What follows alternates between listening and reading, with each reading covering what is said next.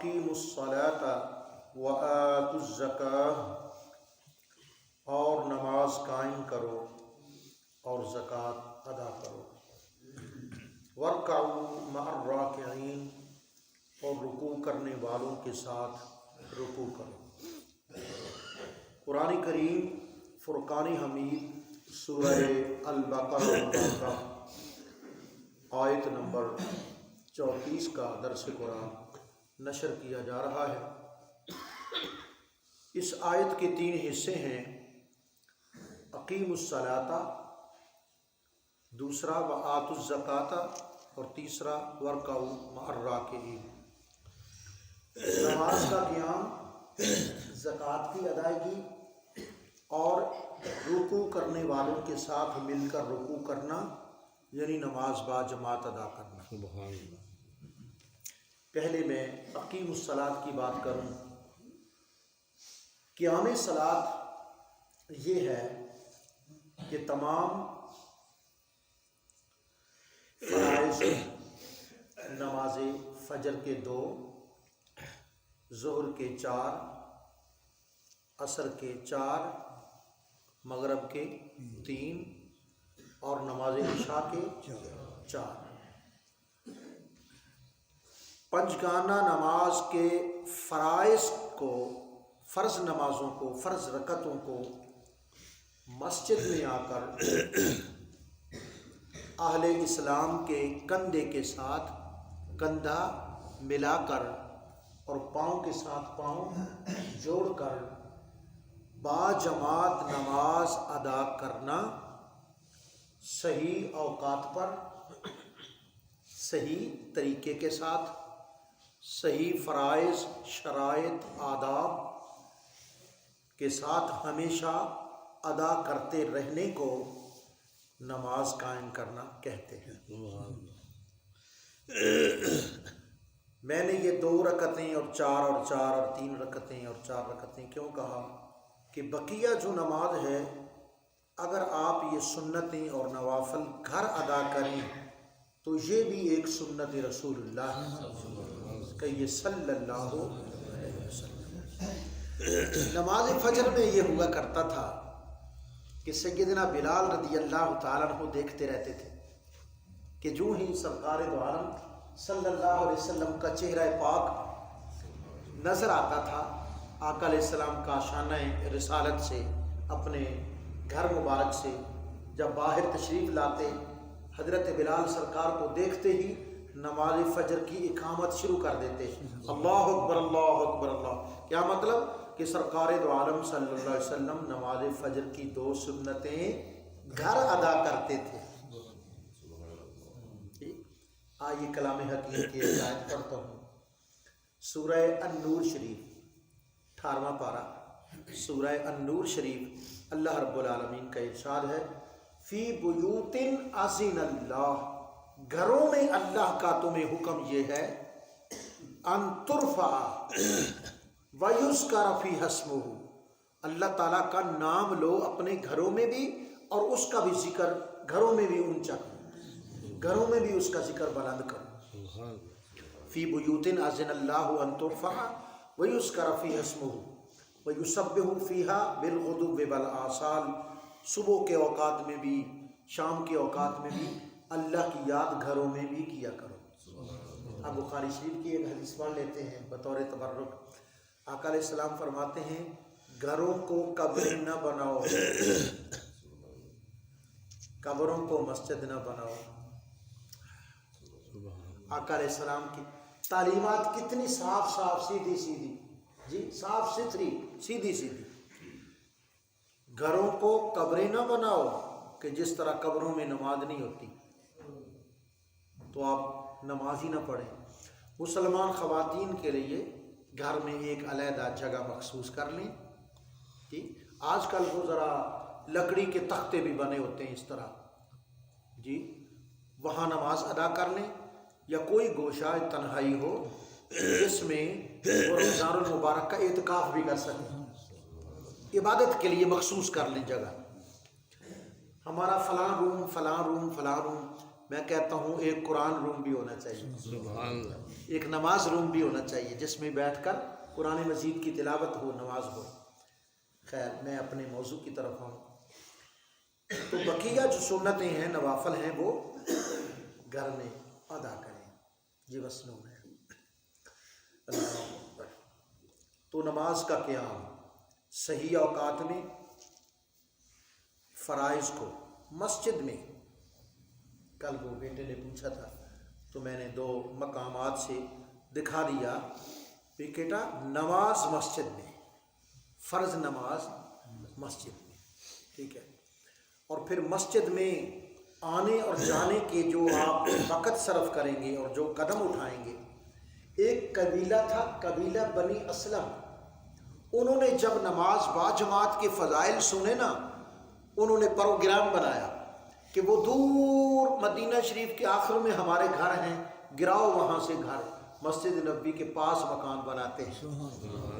اللہ دیکھو نا، فاستبقوا الخیرات، نیکیوں میں آگے بڑھو، آگے بڑھو اور کوشش کرو نیکیوں کی۔ تو جب آقا علیہ السلام کو پتہ چلا نا کہ یہ باجماعت نماز کی فضیلت حاصل کرنے کے لیے کہ یار ہر نماز باجماعت پڑھیں تو کمال نہیں ہو جائے گا، کتنی نیکی ملے گی کہ ہماری ہر نماز 27 نمازیں بن جایا کریں۔ کون سا ایسا بینک ہے، فلاں بینک، فلاں بینک، فلاں بینک، خدا کا رحمانی اور رحیمی بینک ہے، خدائی بینک، رحمت کا بینک ایسا ہے کہ ایک نماز داخل کرو تو 27 نمازیں فوراً، ایسا کوئی بینک۔ تو مجھے یہ پتہ چلا ہے کہ آپ وہاں سے ادھر شفٹ ہونا چاہتے ہیں۔ یا رسول اللہ، ہاں آپ نے جو نماز کے فضائل بیان کیے باجماعت کے، ہم چاہتے ہیں ہر نماز زندگی کی آقا علیہ السلام کے ساتھ باجماعت ادا ہو، تو کیا ہی پھر شان بنے گی۔ آقا علیہ السلام نے منع فرمایا، نہیں تم نے ادھر شفٹ نہیں ہونا، وہیں رہو۔ تو باجماعت نماز کی فضیلت تو 4 منٹ پہلے چل پڑا کرو نا حاجی صاحب، 4 منٹ پہلے تیاری ہو جائے وضو کی تو سبحان اللہ۔ تو عرض کیا آقا علیہ السلام نے ارشاد فرمایا کہ دیارکم تکتب آثارکم، تم نماز باجماعت کی فضیلت حاصل کرنے کے لیے مسجد نبی کے پڑوسی بننا چاہتے ہو، جو ایک معقول بات ہے، تمہارے جذبے کی بات ہے، نیکی میں بڑھنے کی بات ہے، لیکن پتہ ہے تم دور سے چل کے آتے ہو، تمہارے ہر قدم پر نیکیاں ہوتی ہیں۔ دیارکم تکتب آثارکم، حضور نے یہ 3 دفعہ لفظ فرمایا جی، دیارکم تکتب آثارکم، دیارکم تکتب آثارکم، دیارکم تکتب، یعنی تم جتنے قدم چل کے آتے ہو مسجد کی طرف باجماعت نماز کی نیت سے، تو ہر قدم پہ تمہیں نیکیاں ہیں، آتے بھی اور جاتے بھی۔ اب اگر ہماری آبادی یہ مڈالی شریف کی آبادی کا جو آخری مکان ہے ہمارا، وہاں سے وہ آدمی چلے گا باجماعت نماز کی نیت سے، تو حضور نے کیا فرمایا صلی اللہ علیہ وسلم کہ میری امت کی جو نیکی کی نیت ہے نا، نیت نیکی کی، وہ نیکی سے بھی بڑھ کر ہے۔ نیکی ادا ہوگی جب ہوگی، جیسے ہوگی نیت المومن خیر من عملہا، کہ مومن کی نیت جب آپ نماز باجماعت کی ادائیگی کے لیے وہاں سے چل پڑے، گھر سے وضو کر کے، ہاتھ میں تسبیح ہے یا دل میں تسبیح آپ کرتے آ رہے ہیں جی، درود شریف پڑھتے آ رہے ہیں، آپ کے حق میں نماز باجماعت کا ثواب لکھ دیا جا چکا ہے، لکھا گیا، آپ نے نیت کر لی۔ اللہ اکبر۔ اب آگے بالعمل آپ مسجد میں آ گئے، 2 رکعتیں نکل چکی تھیں، تو 2 رکعتوں کا نکل جانا یہ تمہیں بتا رہا ہے کہ جناب لیٹ ہو گئے ہیں جی، آئندہ 5 منٹ پہلے چلا کرو جی۔ تو آقا علیہ السلام نے فرمایا تمہاری نیت سے تمہیں ثواب مل گیا ہے، لیکن جتنی رکعتیں مل جائیں وہ ادا کر لو، جو نہیں ادا کر سکے وہ امام کے سلام کے بعد کھڑے ہو کے پوری کر لو۔ سبحان اللہ، یہ نماز کا قیام ہے۔ اب آگے میں نے عرض کیا تھا کہ زکوٰۃ کے مسائل میں عرض کروں گا، تو آج میں ضروری جو مسائل ہیں زکوٰۃ کے عرض کرتا ہوں۔ اگر اس کو یہ تحریر تو ہو رہا ہے، یہ ریکارڈ ہو رہا ہے، اگر اس کو آپ تحریر کروا لیں اور اس کو چھاپ دیں تو یہ آپ کی نیکی ہوگی۔ زکوٰۃ کا لفظی معنی تزکیہ، قد افلح من زکا، تزکیہ کہتے ہیں صفائی کو، ستھرائی کو، پاکیزگی کو، طہارت کو جی۔ اور لفظی معنی زکوٰۃ کا ہے بڑھنا اور پاک ہونا۔ کیا مطلب؟ جب مال زکوٰۃ، مالدار اپنے مال سے مال زکوٰۃ ادا کر دیتا ہے تو یہ نہ سمجھو کہ اتنے سے اتنے نکل گئے تو باقی کم ہو گئے۔ یہ خدا کا ذمہ ہے کہ کم نہیں ہوں گے، بڑھتے جائیں۔ کوئی ریاضی کے قانون نہیں چلتے کہ 100 سے 5 نکال لیے تو کتنے رہ گئے، 95 رہ گئے۔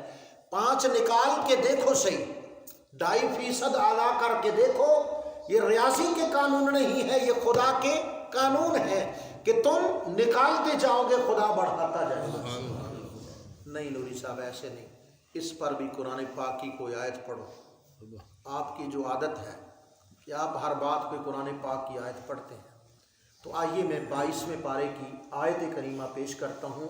اللہ رب العالمین ارشاد فرماتا ہے وما انفقتم من شیء، تم نے جو کچھ بھی انفاق کر دیا، اللہ کے راستے میں جو کچھ خرچ کر دیا، فہو یخلفہ، ابھی تک وہ نکالا ہی ہوتا ہے، اتنا اور آ جاتا ہے۔ فہو یخلفہ، اللہ اس کا خلیفہ بنا دیتا ہے۔ جو ہی وہ مال زکوٰۃ ادا کرتے ہو، اللہ تعالیٰ کی طرف سے دروازے رحمت کے، رزق کے، حلال کے کھل جاتے ہیں۔ اللہ زکوٰۃ کا لفظی معنی پاک ہونا اور بڑھنا، یعنی آپ نے ادا کر دیا زکوٰۃ تو مال پاک بھی ہو گیا اور بابرکت بھی ہو گیا۔ اور شرعی طور پر زکوٰۃ کسے کہتے ہیں؟ صاحب نصاب اپنے مال سے 2.5% ادا کر دے تو بقیہ جو مال ہے وہ بڑھ بھی گیا اللہ تعالیٰ کے کرم سے اور وہ پاک بھی ہو گیا۔ اب زکوٰۃ کا نصاب کیا ہے؟ زکوٰۃ کا نصاب یہ ہے کہ سونا 7.5 تولے کم از کم، جس کی ملکیت میں سونا ہے 7.5 تولے یا 52 تولے چاندی ہے، یا کچھ سونا ہے، کچھ چاندی ہے، کچھ نقدی ہے، تو وہ سارے ملا کر اگر 52 تولے چاندی بازار سے خریدی جا سکے اتنی رقم کی تو زکوٰۃ واجب ہوگی۔ کب؟ پورا سال گزرنے پر۔ میں مثال دیتا ہوں، آج آپ سمجھ لیں کہ محرم کی 2 تاریخ ہے۔ کیا تاریخ ہے؟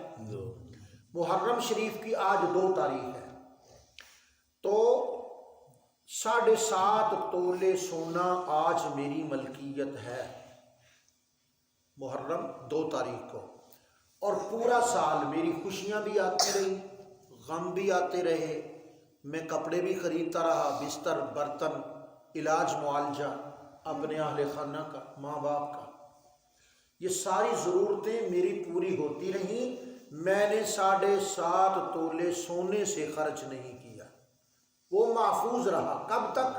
پورا سال محفوظ رہا، اور آج تاریخ ہے 1 محرم، اگلے سال کی 1 محرم آ گئی، تو آج 1 محرم، پورا سال میرے مال پر گزر چکا ہے اللہ کے کرم کے ساتھ۔ آج سال مکمل ہونے پر زکوٰۃ فرض ہو چکی ہے۔ بات سمجھ آ گئی؟ آج کیا تاریخ ہے؟ آج سمجھ لیں کہ رمضان المبارک کی 2 تاریخ ہے، دوسرا روزہ ہے آج رمضان کا، میرے پاس 52 تولے چاندی ہے، اور میں نے پورے سال کی جتنی ضروریات تھیں وہ میں نے پوری کی ہیں، لیکن اس 52.5 تولے چاندی کو میں نے محفوظ رکھا، اس کو کم نہیں کیا، اس کو بیچا نہیں، ضروریات میں میں نے اس کو صرف نہیں کیا۔ تو پورا سال گزر گیا اور آج تاریخ سمجھو ہے یکم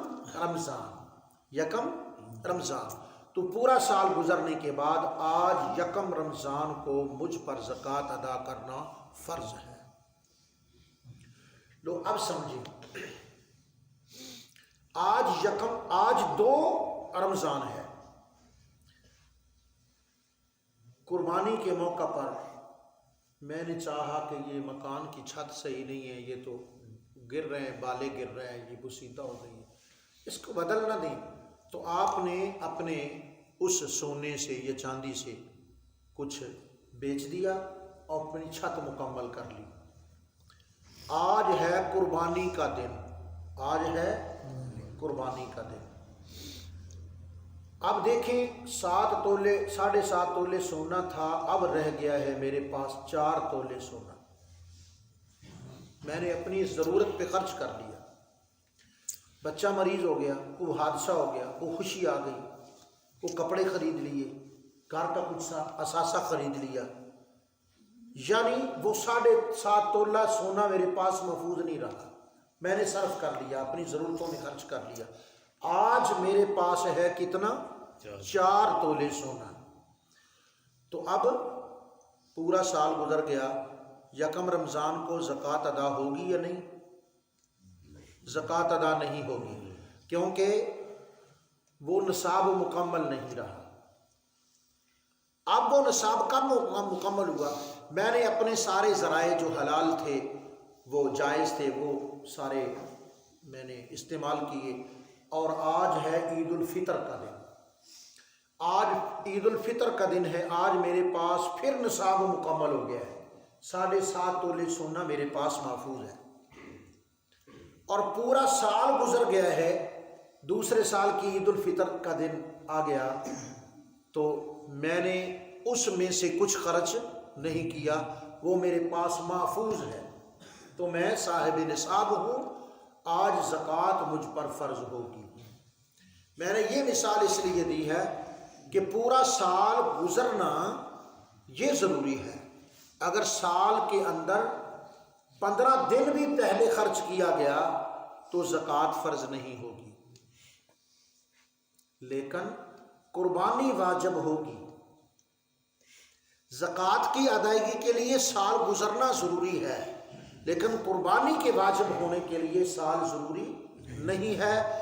اگر کوئی شخص قربانی کے 3 دن ہوتے ہیں، پہلے دن اگر کوئی صاحب نصاب بن گیا تو اس پر قربانی کرنا واجب ہے، دوسرے دن بن گیا تو دوسرے دن واجب ہے، قربانی کے تیسرے دن شام کے وقت اگر وہ صاحب نصاب ہو گیا، ٹھیک ہے، تو اس پر قربانی واجب ہے، لیکن اب وقت ہی گزر گیا ہے تو وہ کیا کرے گا؟ عام قیمت کا جانور عموماً جو ہمارے محلے میں لوگ ذبح کرتے ہیں، اتنی رقم خیرات کرنا واجب ہوگی، اتنی رقم خیرات کرنا واجب ہوگی۔ بعض اوقات گھر میں جو میاں صاحب ہیں، خامند شوہر، یہ صاحب نصاب ہوتا ہے اور اس کی بیوی ساتھ زندگی گزارتی ہے، اور کبھی اس کا برعکس بھی ہو سکتا ہے کہ بیوی صاحب نصاب ہو اور مرد اس کی کوئی ملکیت نہ ہو، یوں بھی ہوا کرتا ہے اور ہو سکتا ہے، تو پھر کس پر زکوٰۃ فرض ہوگی؟ بیوی پر۔ اگر دونوں افراد، میاں بھی بیوی بھی، دونوں صاحب نصاب ہیں تو دونوں پر زکوٰۃ فرض ہوگی۔ زکوٰۃ کے فرض کے لیے میں پھر عرض کر دوں، عاقل ہونا، جو عاقل نہیں ہے، پاگل ہے، وہ اگر امیر بھی ہو سکتا ہے نا کہ ہے پاگل لیکن امیر ہے، اس پر زکوٰۃ نہیں ہے۔ عاقل ہونا، بالغ ہونا، اگر نابالغ امیر ہے، صاحب نصاب ہے، اس پر زکوٰۃ نہیں ہے۔ عاقل ہونا، بالغ ہونا، تیسرا آزاد ہونا، ہے امیر لیکن کسی معاملے میں وہ قید میں ہے، جیل میں ہے، وہ مسلمانوں کی جیل میں ہو، وہ کسی حق صورت میں جیل ہو یا وہ ناجائز جیل ہو چکا ہو، وہ مسلم کی جیل میں ہو یا غیر مسلموں کی جیل میں ہو، وہ ظلمن ہو یا عدلن ہو، جیسا بھی ہو، جو آدمی قید میں ہے اس کے لیے زکوٰۃ نہیں۔ عاقل ہونا، بالغ ہونا، آزاد ہونا، جی یہ تین شرطیں ہیں، اور چوتھی شرط میں نے کہ مال پر سال گزر جائے۔ اب وہ چیزیں جو سال میں کسی حال میں کسی موقع پر استعمال ہوتی ہیں ان پر زکوٰۃ نہیں ہے۔ گھر کے برتن، چارپائیاں، رہائشی مکان، وہ چھوٹا گھر ہو بڑا گھر ہو، وہ کوٹھی ہو وہ بنگلہ ہو، اس پر زکوٰۃ نہیں ہے کہ وہ آپ کے استعمال کی چیزیں ہیں۔ کاریگروں کے آلات، ان پر زکوٰۃ نہیں۔ آپ مل کے مالک ہیں، مل پر زکوٰۃ نہیں ہے۔ میرے پاس الحمدللہ ایک اندازہ ہے، ویسے تو نہیں پتہ، تقریباً 6-7 لاکھ روپے کا میرے پاس کتب خانہ ہے، ان کتابوں پر زکوٰۃ نہیں ہے۔ یعنی استعمال کی چیزیں، استعمال کے برتن سال میں ایک موقع پر اگر استعمال ہو جائیں تو ان کو شامل نہیں کیا جائے گا۔ عید پر، چھوٹی عید، بڑی عید پر، یہ بستر جو ہیں سردی کے، پہننے کے کپڑے، بستر، چارپائیاں، بیڈ وغیرہ، اثاثہ زندگی جو استعمال ہوتا ہے سال میں کسی موقع پر، کسی مقام پر، کسی حیثیت سے وہ استعمال ہوتا ہے، وہ شامل نہیں کیا جائے گا، یعنی استعمال۔ لیکن زیور، یہ استعمال تو ہوتا ہے جی۔ زیور جو سونا اور چاندی کا زیور ہے نا، یہ مالیت ہے، یہ نقد و نقد کیا چیز ہے؟ یہ مالیت ہے۔ یہ آپ بینک میں رکھیں، آپ گھر میں رکھیں یا عورتیں پہنیں، ان پر زکوٰۃ ہے، ان پر زکوٰۃ واجب ہے جی۔ اس کے علاوہ یہ چند مسائل تھے جو میرے ذہن میں، تو انشاءاللہ میں زکوٰۃ کے تفصیلی مسائل کل بھی عرض کروں گا جو آج نہیں ادا کر سکے۔ تو اللہ رب العالمین ارشاد فرماتا ہے انما الصدقات، اس آیت توبہ میں، سورۃ توبہ کی یہ آیت ہے، اس میں لفظ صدقات سے عام صدقے مراد نہیں ہے کہ صدقہ خیرات کر دیا، نہیں، صدقات اس آیت میں لفظ صدقات سے مراد ہے زکوٰۃ۔ انما الصدقات، صدقات کن کن کو ادا کریں گے؟ للفقراء والمساکین والعاملین علیہا والمؤلفۃ قلوبہم وفی الرقاب والغارمین وفی سبیل اللہ وابن السبیل۔ یہ 8 لوگ ہیں جن کا ذکر کیا گیا۔ ہم پھر عرض کرتے ہیں، انما الصدقات للفقراء، فقیروں کو دینا ہے، والمساکین، مسکینوں کو۔ فقیر اور مسکین میں کوئی فرق ہے؟ جی ہاں ہے۔ فقیر جو مانگتا ہے، اور مسکین جس کے بارے تمہیں پتہ ہے۔ لفظ مسکین پر غور کریں، مسکینن، سکنن، سین کاف نون، سکون، حرکت، سکون، بات سمجھ آ گئی؟ جس حرف کے اوپر حرکت ہو اس کو حرف متحرک کہتے ہیں، اور جس کے اوپر جزم ہو اس کو کیا کہتے ہیں؟ ساکن۔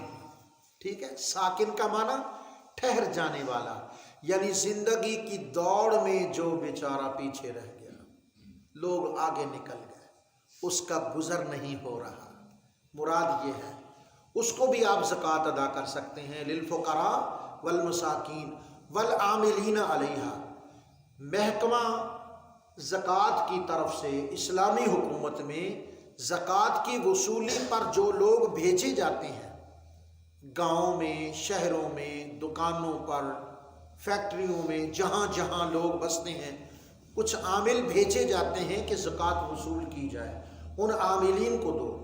صدقات للفقراء والمساکین والعاملین علیہا والمؤلفۃ قلوبہم، اس پر توجہ چاہیے۔ والمؤلفۃ قلوبہم، تالیف قلوب کے لیے، دلوں میں الفت ڈالنے کے لیے بھی زکوٰۃ ادا کرو۔ اس آیت سے یہ جملہ جو ہے منسوخ ہے۔ یہ ابتدائے اسلام کی بات ہے کہ جب اسلام ابھی اپنی جڑیں نہیں پکڑی تھی، اس نے اپنی طاقت نہیں بنائی تھی، اس وقت حکم تھا مسلمان امراء کو کہ اپنی زکوٰۃ غریب کافروں کو بھی دے دو۔ ٹھیک ہے، ایک تو ان کا انسانی جو جذبہ ہے، انسانی جذبے کے تحت دو کہ ان کی ضروریات پوری ہو جائیں۔ دوسرا ہے کہ وہ سوچیں گے کہ ہم ان کو اچھا نہیں سمجھتے، لیکن یہ کتنے اچھے لوگ ہیں کہ ان کا دین یہ تعلیم دیتا ہے کہ وہ ہم پر خرچ کرتے ہیں، تو ہم خواہ مخواہ کیوں اسلام کے یعنی مخالفت کرتے ہیں۔ تو ان کا دل الفت پکڑے گا، مائل ہوگا اسلام کی طرف۔ جی، تو یہ ابتدائی اسلام کی بات ہے۔ جب فتح مکہ ہو گیا، اسلام اپنے قدم پر کھڑا ہو گیا، تو اب اس طرح دلوں کو لبھانے کے لیے زکوٰۃ ادا کرنے کی ضرورت نہیں رہی۔ اس آیت سے یہ جملہ جو ہے یہ تلاوت اس کی جاری ہے، لیکن اس کا حکم منسوخ ہے۔ وَالْمُؤَلَّفَةِ قُلُوبُهُمْ وَفِي الرِّقَابِ، اور جو غلام ہیں، غلام آج کتنے لوگ ایسے ہیں جو پاکستان کا قرضہ ادا کر سکتے ہیں؟ اللہ نے ان کو دیا ہے، جی، شعور بھی دیا، ہمت بھی دی، توفیق بھی دی، تو یہ ساری قوم غلام ہو چکی ہے ایک انداز سے۔ تو اس قوم کے قرضے اتارنے کے لیے اگر وہ اپنا مال زکوٰۃ دے دے تو یہ بھی جائے۔ والرقاب والغارمین، جس پر حکومت کی طرف سے ایسا کوئی جرمانہ عائد ہو گیا ہے کہ بیچارہ ادا نہیں کر سکتا، تو آپ اس کو بطور امداد مال زکوٰۃ دے دیں تاکہ یہ اپنا جرمانہ ادا کر لے۔ والغارمین وفی سبیل اللہ، اللہ کے راستے میں دے دینا، جی۔ وابن السبیل، اور جو مسافر ہے، ایک مسافر جا رہا ہے، وہ کہتا ہے جی میری جیب کٹ گئی، اگر جھوٹ بول رہا ہے تو وہ جانے، اس کا رب جانے، لیکن اگر کوئی مسافر مانگ لیتا ہے آپ سے کہ میرے پاس نہیں ہے، میں سفر میں تھا، خرچ ختم ہو گیا ہے، اگر اللہ کے لیے وہ مانگتا ہے تو آپ اس کو دے دیں۔ اسی سورت پاک سورت توبہ میں اللہ رب العالمین زکوٰۃ نہ دینے والوں کے بارے فرماتا ہے، والذین یکنزون الذھب، جو سونا چاندی جمع رکھتے ہیں، ولا ينفقونها فی سبیل اللہ، اللہ کے راستے میں خرچ نہیں کرتے، یعنی زکوٰۃ ادا نہیں کرتے۔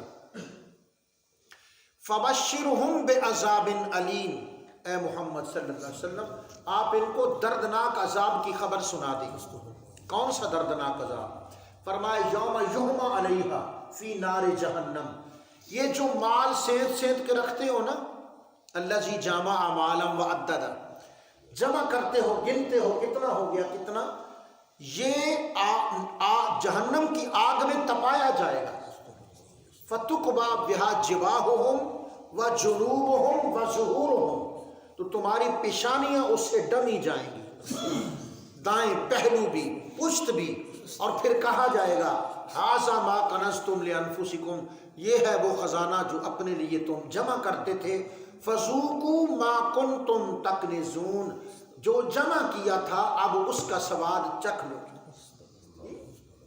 فذوقوا ما کنتم تکنزون، اب اس کا ذائقہ چکھو جو تم نے جمع کیا تھا۔ انشاءاللہ بقیہ تفصیلی مسائل کا عرض کریں گے۔ صلی اللہ تعالی علی نبینا محمد۔